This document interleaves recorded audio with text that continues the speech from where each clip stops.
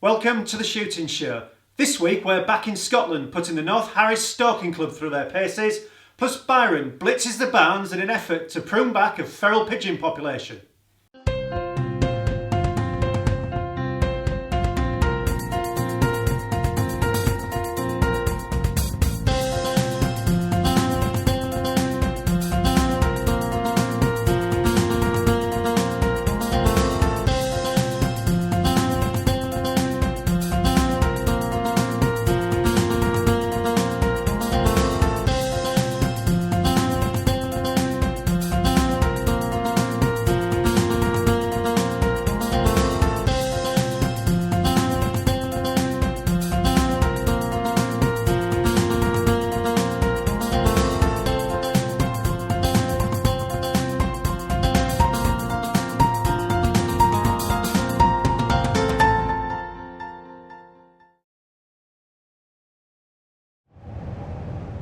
Last week we were stalking in Skye. This week we've gone even further afield to North Harris, 17 miles off Scotland's northwestern tip.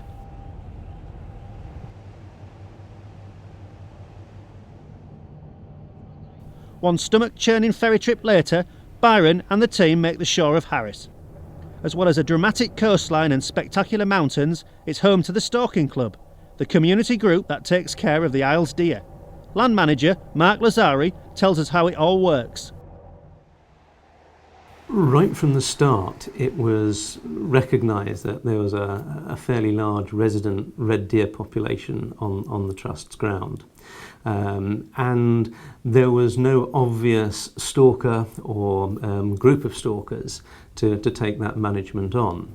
And the Trust's ethos of involving the community made it really quite a simple decision in asking anyone who had experience of stalking and interest in stalking to form the Harris Stalking Club. So these are residents within the Trust estate, South Harris and the South Lochs area just to the north.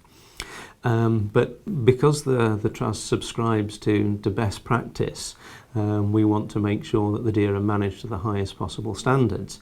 It's a requirement for membership of the club that people, before they can go out and stalk unaccompanied, they pass their DSC-1.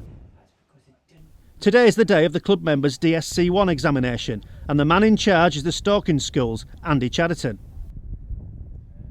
You'll need your rifle and your bolt, but leave the ammo separate so there's no ammunition on your person at all. Even if you've got a moderated rifle, the rules require that ear defenders are mandatory. Now I've got spare ear defenders and spare ear plugs. Eye protection is recommended but not mandatory, that's your call. Briefing over, it's time to head out for the range test. The howling winds make it difficult to record an interview, let alone place a shot. So how will the candidates fare? Basically, the shooting test has two elements to it. Part 1 is 3 shots on a 4-inch zeroing target. Part 2, which they can only progress to once they've successfully completed Part 1, is then 3 pairs. It's a pair on a deer silhouette at 100 from prone, a pair on a deer silhouette at 70, which has to be sitting or kneeling, and a final pair which must be standing at 40 metres on a deer silhouette. Thankfully, most of the candidates get their shots on target, but not without making some common errors that Andy has to correct. What are the pitfalls that most people fall into when they attack this? I think you've probably seen most of them today as being a prime example. It's vastly underrated, but it's a very stressful experience for people. Because it's a test environment, even shooting with someone watching you can be quite stressful. But as soon as you add in the test element, it's really the little voice in the head that is the hardest part of taking the test. I mean, you obviously do a lot of these courses throughout the year and have done for many years. What about unsuitable kit that people bring? What are the pitfalls that people fall into when they arrive? Well, it's been quite a surprise today for islanders, because they're usually the weather weeds out the ones that don't prepare properly. But there's been a few guys suffered today. It's been atrocious weather-wise. Bitterly cold wind and quite wet, and a lot of jackets that, even if they're inverted commas shooting jackets, look great in the shops and in the magazines, don't actually stand up when you've got to sit around on a really cold, wet Scottish hillside. The other element, it has to be said, is an awful lot of people used our rifle today simply because the rifle that they felt confident in, when it actually came to the crunch, they weren't that confident, whether it was the rifle or the scope. And this is a really good testing ground. If someone thinks that their £150 scope was a great buy, how confident do they actually feel to put its reputation on the line somewhere like today? Next up, the all-important safety test, but before it can even begin, the candidates must show safe rifle handling and take a verbal exam on stalking procedures. Now the stalkers are shown a series of deer silhouettes in various positions and have to decide whether or not they would take the shot.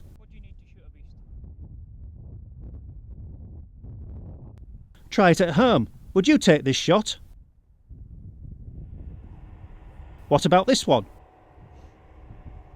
If you said yes to either of those, think again. The first is clearly skylined and there's no safe backstop. The second is actually two deer. As this alternative angle shows, shooting one carries a clear risk of injuring the other. In fact, of the 4 targets in the test, only one of them would be ready to shoot.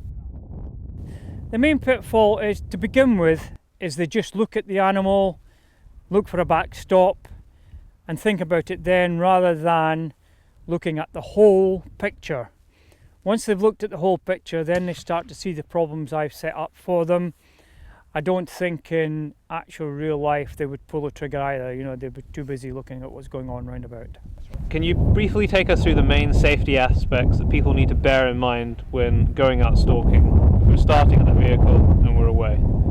Starting from the vehicle, obviously taking the rifle out of the car, loading it up, whether it's magazine or loading around for going woodland stalking. They always got to look to see where your rifle's pointing, muzzle awareness as they call it. Then when you're out and about, you find your animal. It's not just your animal you need to look at, you've got to think about backstop. Is there any other animals about? Is it a place that's used by the public so that your deer are quite tame? And any ricochets, fences, things like that, just to make sure that you've got a safe, humane shot. The test comes to an end, but the fun isn't over for us. Mark takes Byron out stalking in the breathtaking surroundings of North Harris. For the last 9 years, the Trust has had a unique community-based approach to land management. The land was bought in 2003. The current owner, or the then owner, had decided that he no longer wanted to own the estate.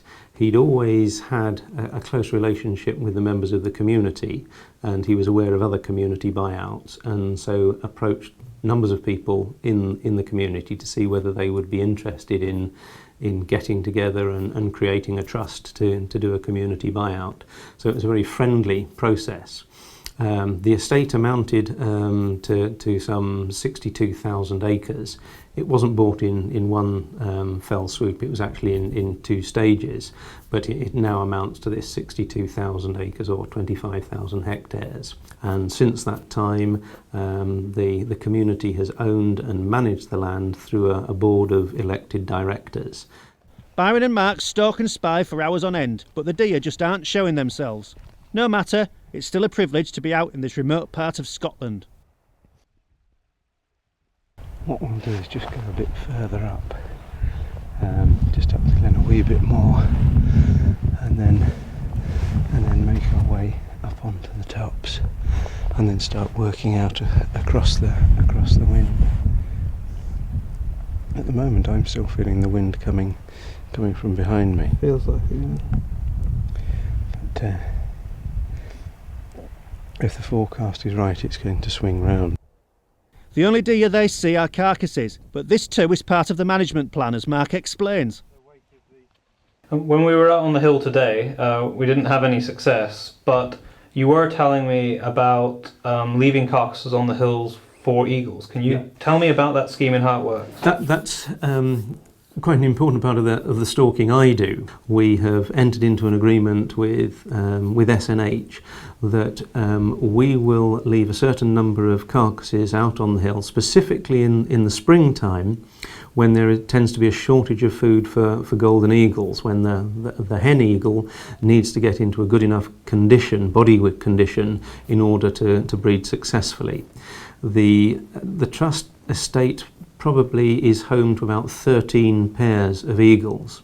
Now, if we'd found a scrawny beast today, I would have probably not brought it off the hill, depending on where it was, because we've recently noticed that young eaglets juveniles that were hatched this spring, are now being turfed out by their parents, and they're having a bit of a tough time. So having the odd carcass about to provide them with carrion is great benefit for them. The stalk is all over too soon, but the estate is open to guest stalkers if you fancy your chances. If people want to come and hunt and harass themselves, where can they look? Look at the North Harris website, North Harris Trust. Yeah, my telephone number, my details are on there. Send me an email, mark@north-harris.org, or the telephone number, give me a ring. We'll try and... I would almost make a boast that there is nobody I can't get out onto the hill. It's not always easy managing deer the North Harris way, but with herd prosperity, not to mention the estate's popularity, growing year on year, it's clear they are doing something right.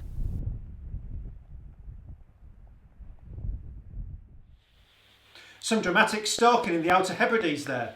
And now, the Shooting Show News. This is the Shooting Show News. Olympic gold medalist Peter Wilson has said he might have to give up clay shooting if his local ground, Southern Counties, is forced to close. The ground has been caught up in a row over lead deposits in the fields neighbouring the ground. This despite the neighbouring estate's owner himself being a shooter and having previously gone to Southern Counties for lessons.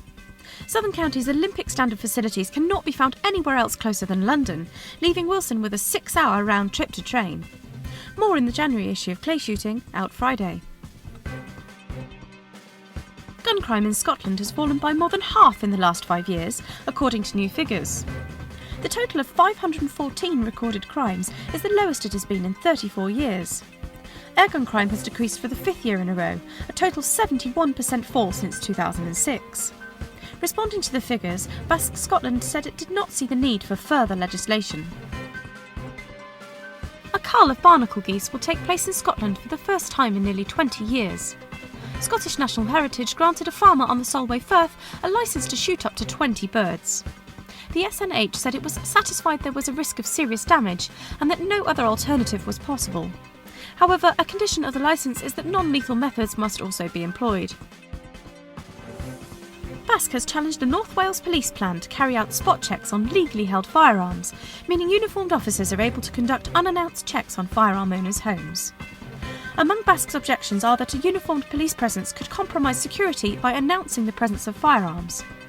Also, the police do not have legal powers of entry to inspect firearms security, and the measures go against Home Office guidelines on arranging home visits. Basque has advised anyone with concerns to get in touch with the Basque Firearms team. And finally, this year's series of night sight night shooting equipment demo evenings attracted more shooters than ever before. Some venues reported that more than 90 people had come to see the popular NS50 and NS200 night vision units. For more information on when and where you can see the night sight range of products in action, visit nightsight.co.uk. That was the Shooting Show News. Back on the fight against feral pigeons, Byron joins friends Stuart and Grant on a tour of the local farms to rid their barns of the flying menace. A quick flick round with a torch reveals a concerning number of the pests, so Grant loads up and gets in the game. Tonight they have turned their back on modern technology and are making use of good old-fashioned spring power.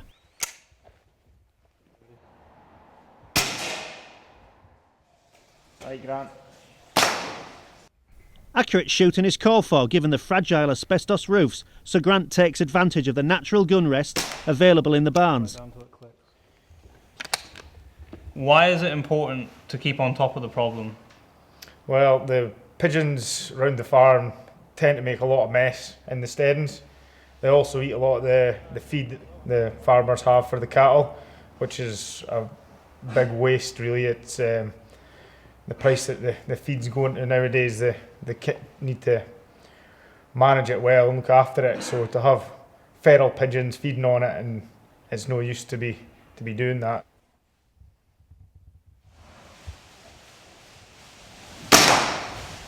That's what we're talking about, Grant.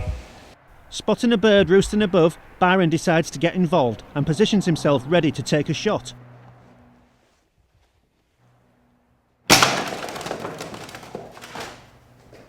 Nice. With a steady rest not always available, some of the shots are tricky, but this doesn't stop the birds from falling.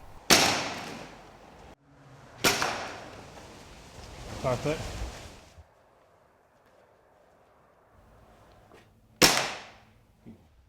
Pigeon after pigeon falls, with Byron, Stuart and Grant all contributing to the tally. Like, I'd take that one underneath the wing where it's sitting because it'll go through his chest. Just like that.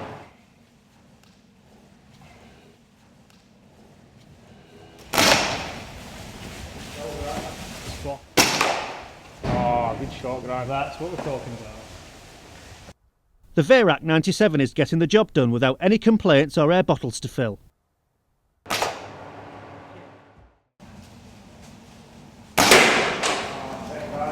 Perfect, Grant. That's it. Yeah. And what about disease? They can catch disease off it if their feces land on the feed and get fed to them. They can get certain different diseases, which obviously makes them ill. So that's both a problem for cattle and also for grain stores. Obviously, at this time of year, Yes. harvest is finished. Yes, well, grain stores aren't so bad because by law, and you've got to have the doors shut and keep them out of it rather than letting them in to make a mess. Whereas cattle farms, dairy farms, that sort of people tend to have a lot more bother with it because they've got open sheds where the pigeons can just get straight into the and feed on it. So you just have to keep on top of them. Unperturbed, the pigeons sit nicely for the team. I like it. This one certainly won't be contaminating any more cattle feed. Pulling their shooting locations, they cover half a dozen different barns, making a real dent on the feral problem. Teamwork makes the job all the more efficient.